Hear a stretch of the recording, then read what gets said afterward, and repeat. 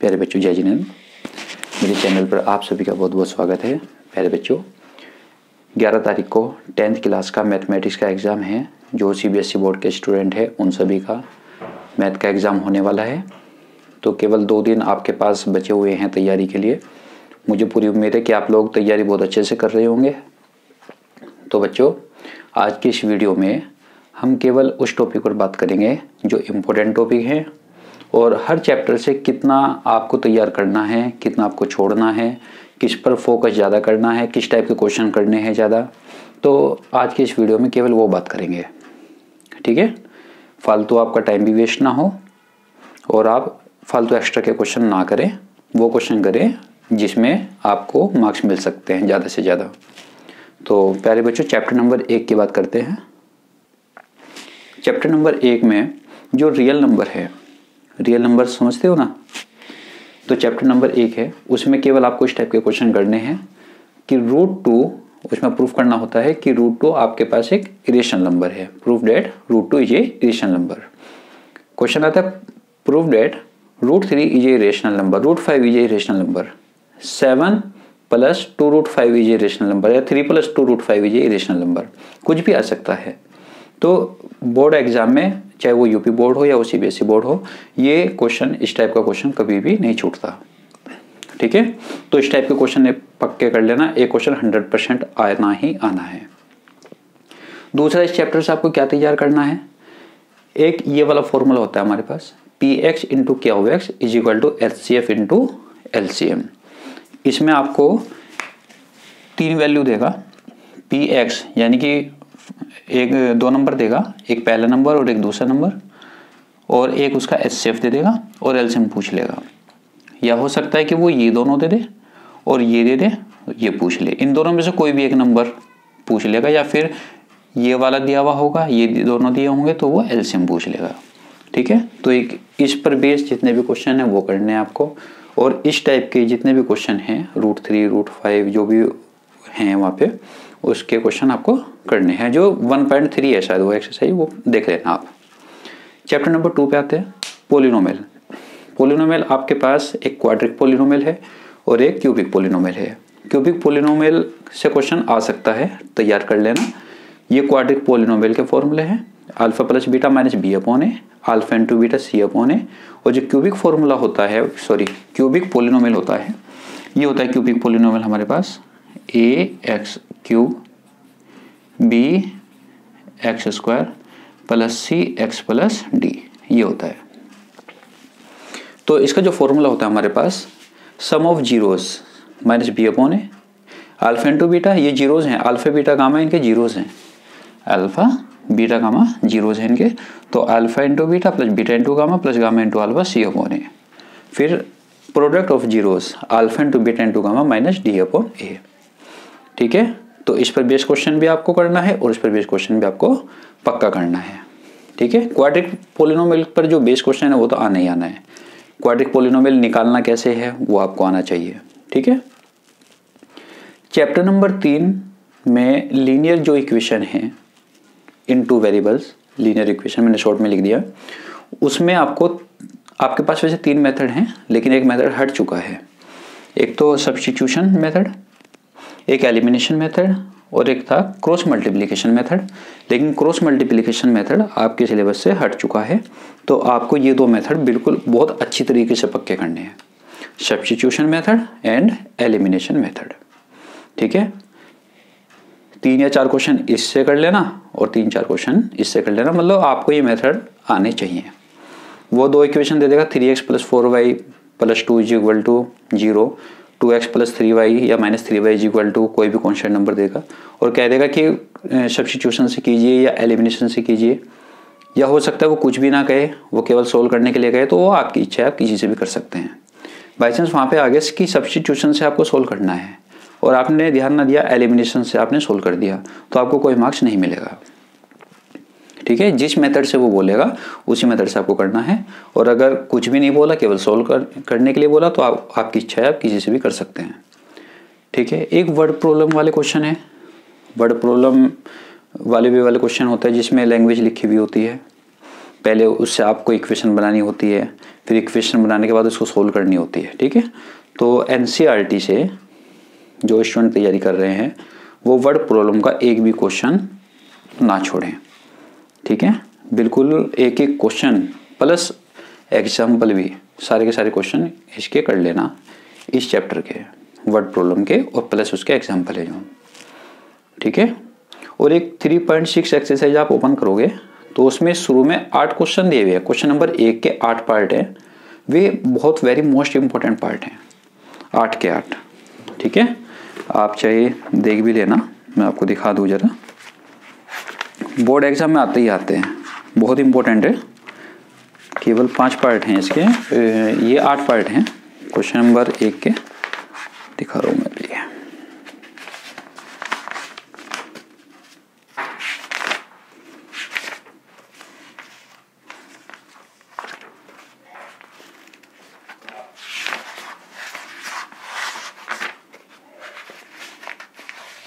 ये देखिएगा, ये वाले, ये जो पार्ट आप देख रहे हैं ये सभी के सभी बहुत इंपॉर्टेंट है, आने ही आने हैं ये, ठीक है। इनको भी कर लेना। इसके बाद चैप्टर नंबर 4 पे चलते हैं। चैप्टर नंबर 4 में आपके पास एक क्वाड्रिक इक्वेशन जो है चैप्टर नंबर 4, उसमें 3 मेथड होते हैं, फैक्टराइजेशन मेथड, क्वाड्रिक फॉर्मूला, और एक होता है कंप्लीटिंग द स्क्वायर। वैसे कंप्लीटिंग द स्क्वायर आपके सिलेबस से हट चुका है, उसमें आप टाइम वेस्ट मत करना। केवल आपको फैक्टराइजेशन मेथड से आपको इक्वेशन सोल्व करना आना चाहिए, और क्वाड्रिक फॉर्मूला, श्रीधराचार्य का जो फॉर्मूला होता है वो -b plus minus √b² - 4ac/2a, उस पर बेस्ड क्वेश्चन जो है वो पक्का आना है, ठीक है। क्वाड्रिक फॉर्मूले पर बेस्ड क्वेश्चन आता ही आता है एग्जाम में, इसको भी पक्का करना। और फैक्टराइजेशन मेथड है वो तो सिंपल है, वो तो आपको आता भी होगा वैसे भी। एक नेचर ऑफ रूट्स, कि रूट्स हमारे कैसे हैं, रियल है या नॉट रियल है, इक्वल है, इमेजिनरी है, ठीक है ना, वो आपको आने हैं। एक डिस्क्रिमिनेंट d = b² - 4ac, ये आपको निकालने आना चाहिए। एक इक्वल रूट्स, जब वो रूट्स इक्वल कहता है तो हम हमेशा एक फार्मूला लगाते हैं, b² = 4ac, ये वाला फॉर्मूला। जब रूट्स इक्वल कहेगा, रूट्स आर इक्वल, तो b² = 4ac लगा देना, तो उसमें जो भी वैल्यू वो प्रूफ कराएगा या कुछ k वगैरह की वैल्यू निकलवाएगा वो अपने आप बाहर आ जाएगी, ठीक है। एक वर्ड प्रॉब्लम टाइप के क्वेश्चन है चैप्टर 3 से, और चैप्टर 4 के जितने भी वर्ड प्रॉब्लम टाइप के क्वेश्चन हैं, लैंग्वेज टाइप के क्वेश्चन हैं, वो सारे कर लेना जितने भी हैं, ठीक है। चैप्टर 5 पे आइएगा। चैप्टर 5 जो अर्थमेटिकल प्रोग्रेशन है, AP बोलते हैं इसको शॉर्टकट में, उसके सारे फॉर्मूले, एक तो ये मेन फॉर्मूला है 2b = a + c। जब हमारे पास ABC इन AP में होता है तब हम ये वाला फॉर्मूला अप्लाई करते हैं, 2b = a + c। जैसे कि आपको क्वेश्चन दे दिया गया 2k 3k + 1 और 6k, सपोज करो इस टाइप का कोई क्वेश्चन है, और इसको कह दिया उसने कि ये AP में है, तो k की वैल्यू फाइंड कीजिएगा, find the value of k। तो आपको ये 2b = a + c, इसका डबल ये प्लस ये, ठीक है। ऐसे करके आप क्वेश्चन सोल्व कर सकते हैं, k की वैल्यू निकाल सकते हैं। तो इस पर बेस्ड क्वेश्चन आ सकता है एग्जाम में। एक an = a + n - 1, ये फॉर्मूला याद रखना। एक an फ्रॉम लास्ट, यानी कि लास्ट से हम कोई टर्म निकालते हैं, 3rd टर्म या 5th टर्म जो भी निकालते हैं, इस टाइप का क्वेश्चन भी आप पक्का कर लेना, ठीक है। AP में से एक ये वाला, एक an a + n - 1 × d होता है, और एक an फ्रॉम लास्ट, ये वाला भी क्वेश्चन पक्का कर लेना, इस पर बेस्ड क्वेश्चन। और एक SN के 2 फॉर्मूले होते हैं हमारे पास, इसको भी पक्के कर लेना। एक n/2 2a + n - 1d होता है, एक n/2 a + l होता है, ठीक है। ये दोनों फॉर्मूले आप पक्के कर लेना। SN के 2 फॉर्मूले हैं, एक इसका और एक इसका। सबसे मेन चीज़ तो फॉर्मूले ही होते हैं, फॉर्मूले तो आपको हर चैप्टर के याद रखने चाहिए, ठीक है। अब नेक्स्ट चैप्टर देखते हैं। देखिए बच्चों, जो चैप्टर नंबर 6 है ट्राइंगल, उसमें क्या है, BPT बेसिक प्रोपोर्शनल थ्योरम, बिल्कुल पक्की कर लेना। प्रूफ करने के लिए भी आता है और इस पर बेस्ड क्वेश्चन भी आपको मिल सकता है और 100% मिलेगा। बेसिक प्रोपोर्शनल थ्योरम क्या होती है, प्रूफ नहीं मैं करा रहा हूँ, प्रूफ आप बुक से देख लेना या सैम्पल पेपर से देख लेना। मैं आपको वो बता रहा हूँ जो मेन टॉपिक है। एक ट्राइंगल होगा ABC, उसमें एक पैरेलल लाइन होगी, किसी भी एक साइड के पैरेलल आप लाइन वो देगा वहाँ पे, उसमें कहेगा कि एक लाइन है किसी भी एक साइड के पैरेलल है, प्रूफ कीजिएगा कि वह लाइन जो है, जो बाकी दो लाइंस आपको गिवन हैं, जो अदर लाइन हैं, उनको सेम रेशो में डिवाइड करती है। सपोज करो ये है DE, इस पर सोल्व टाइप क्वेश्चन आता है AD upon BD AE upon EC।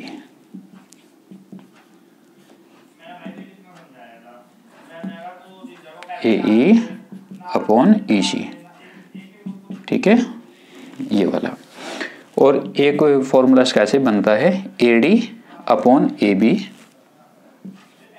AD upon AB is equal to AE upon AC, AE upon AC, ये अपॉन ये AD upon AB, AD upon BD, AE upon EC। अगर आप ऐसे लगा रहे हो इसको AD अपॉन AB, तो इधर से भी ऐसे लगाओगे AE upon AC, AE upon AC। इसमें ये प्रूफ करने के लिए भी आ सकता है और इसमें कोई वैल्यू आपको इस तरीके से भी पूछ सकता है, वो ABC। सपोज करो उसने ये दिया हुआ है, आपको ये कोई वैल्यू दे दी गई, ये दे दी गई, ये दे दी गई और ये पूछ ली उसने, इस टाइप से वो क्वेश्चन दे सकता है। ये दे दिया गया आपको 3, 4, 6, ये इसको पूछ लिया आपको, ठीक है ना, तो आप इसको x मान करके बाकी ये फॉर्मूला आप अप्लाई कर सकते हैं। तो इस बेस का भी क्वेश्चन आप पक्का कर लेना, ठीक है। इसके बाद आता है आपका एक फॉर्मूला और बता रहा हूँ मैं ट्राइंगल में ही, ये देखिए AD upon AB, AD upon AB, DE upon BC,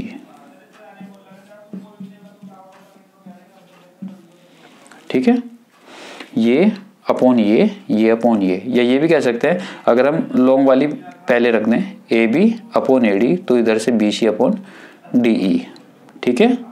इस पर बेस्ड क्वेश्चन भी एग्जाम में आते हैं। और इसके बाद एक ये भी आता है आपके पास एग्जाम में, ABC D।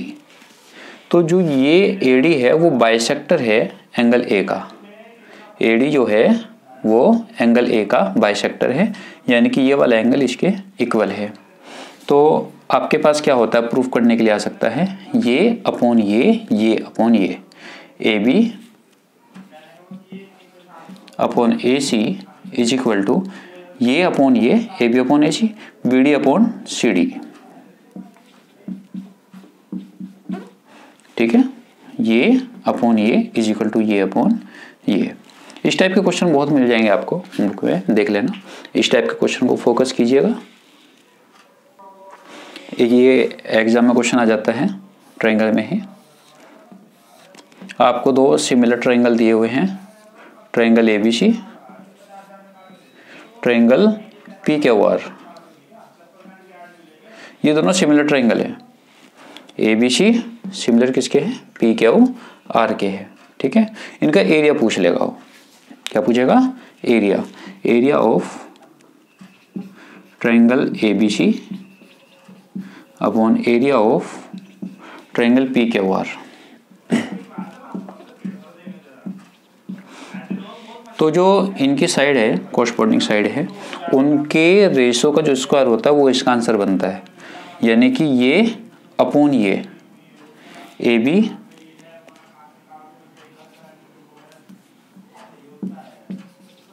अपॉन PQ का स्क्वायर। बोर्ड एग्जाम में 100% क्वेश्चन आता है, ठीक है। उसमें क्वेश्चन दे देगा आपको कि दो सिमिलर ट्रायंगल हैं ABC, और पी क्यू आर। आपको इनके वैल्यू दे देगा या फिर इनका रेशो दे देगा। वो कह देगा कि उनकी जो साइड का रेशो है, रेशो ऑफ साइड जो भी रेशो है इनका, सपोज करो ये आपके पास 5 है और ये आपके पास 10 है, या ये आपके पास जो है ये 15 है, और आगे बोल दिया उसने कि इनका एरिया बताइएगा, मतलब एरिया जो है उनका आपको रेशो निकालना है, और ये दोनों सिमिलर ट्रायंगल हैं। तो जब सिमिलर ट्रायंगल हैं तो हम क्या काम करेंगे, ये वाला फॉर्मूला अप्लाई करेंगे, area of triangle ABC upon area of triangle PQR is equal to उनका जो साइड का रेशो है उसका स्क्वायर करेंगे 15 अपॉन 10 का स्क्वायर। तो 5 से कट करो, 5 3 जा 5 2 जा 3 का स्क्वायर 9 रेशो 2 का स्क्वायर 4, तो 9 रेशो 4 आ जाएगा इसका। ठीक है, तो इस तरीके से आपको क्वेश्चन करने हैं। इस टाइप के जितने भी क्वेश्चन हैं वो आप कर लेना पक्के। ठीक है, अब नेक्स्ट टॉपिक पे चलते हैं। एक बात और ध्यान रखना, अगर इसमें पैरामीटर पूछ लिया जाए तो फिर यहाँ पे स्क्वायर नहीं आता। ठीक है, ये जो स्क्वायर लगा हुआ है ये नहीं आएगा अगर उसने यहाँ पे पैरामीटर पूछा है तो। Parameter of triangle ABC, parameter of triangle PQR, तो यहाँ पे आप स्क्वायर नहीं लगाओगे। ठीक है, आइए बच्चों चैप्टर नंबर 7 की बात करें। इसमें कोऑर्डिनेट ज्योमेट्री का जो चैप्टर है, चैप्टर नंबर 7, इसमें कुछ जो मेन पॉइंट है वो देखना। एक तो distance formula root x1 minus x2 का whole square plus y1 minus y2 का होल स्क्वायर, वो पक्का करना है। सेक्शन फार्मूला, ठीक है, वो तैयार कर लेना। उस पर हर टॉपिक पर एक एक या 3 4 क्वेश्चन तो जरूर कर लेना। ठीक है ना। एक तीसरा क्वेश्चन है, तीसरा टॉपिक है mid point formula. Mid point formula होता है हमारे पास, ठीक है, x1 plus x2 upon 2, y1 plus y2 upon 2। एक जो इक्विडिस्टेंट पर बेस्ड क्वेश्चन है इसको जरूर कर लेना, वेरी मोस्ट इम्पोर्टेंट है, क्योंकि ये जो क्वेश्चन है ना इक्विडिस्टेंट पर, ये पक्का आता है एग्जाम में, 100% आता है। तो ये वाला क्वेश्चन कभी नहीं कट सकता, ना यूपी बोर्ड से कटता है और ना ही CBSE बोर्ड से कटता है। इसलिए इस क्वेश्चन को जरूर कर लेना, 100% आने के पूरे चांस है। क्वेश्चन तो पक्का आपको मिलना ही मिलना है।